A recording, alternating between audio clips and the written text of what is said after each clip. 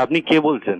হ্যাঁ, আমার নাম রোহিত ঘোষ। তুমি তো মদ খেয়ে বাড়িতে আগুন লাগাবে। আমার ভয়, আমার মা বাবাকে সিগারেট খেতে দেয় না। তোমার মা বাবাকে তুমি তো আগুন দিয়ে দিবে, সেটাও তো হতে না পারে। না, এটা কি বলছেন স্যার? তোমার কি হতে পারে তুমি জানো? এটা আমার প্রজেক্ট স্যার। আসো প্রজেক্ট এখানে এসে করে যাও। ওই যে আপনার আগুন নেভানোর সময় একটা আপনারা ড্রেস পরেন না, ওই গোল্ডেন কালারে, ওই যে আপনাদের ওই জামাটা কি রেডিমেড পাওয়া যায় নাকি আপনারা সেলাই করান? হ্যাঁ হ্যাঁ পাওয়া যায়, তোমার মা বানায় যাবো, হয়ে যাবে। এটা কি অশুভ কথা হচ্ছে স্যার? হ্যাঁ বললাম। আপনি এরকম কথা বলেন আমার বাবা মা তুলে?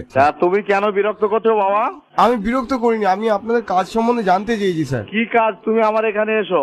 হ্যাঁ, আমি কোথায় কিভাবে আসবো স্যার? তুমি আচ্ছা, কোথা থেকে বলছো? আমি তো বারাসাত চাপাডালি। চাপাটালি মোড়ের থেকে ফায়ার ব্রিগেড চলো না, তোমার রাস্তার উপরে আছাড় খেয়ে মরা উচিত। স্যার আমার মনে আগুন লেগেছে স্যার।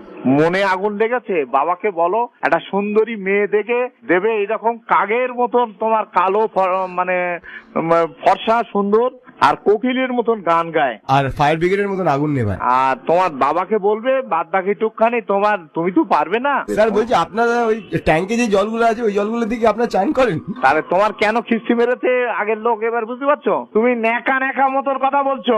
স্যার বলছি, আপনার জল পিপাসা পেলে ওই জল খান? তোমার বাবার কাছে জিজ্ঞাসা করে দেখো। ওটা কি মিনারেল ওয়াটার স্যার? তুমি তোমার মার কাছে জিজ্ঞাসা করো আমার কথা।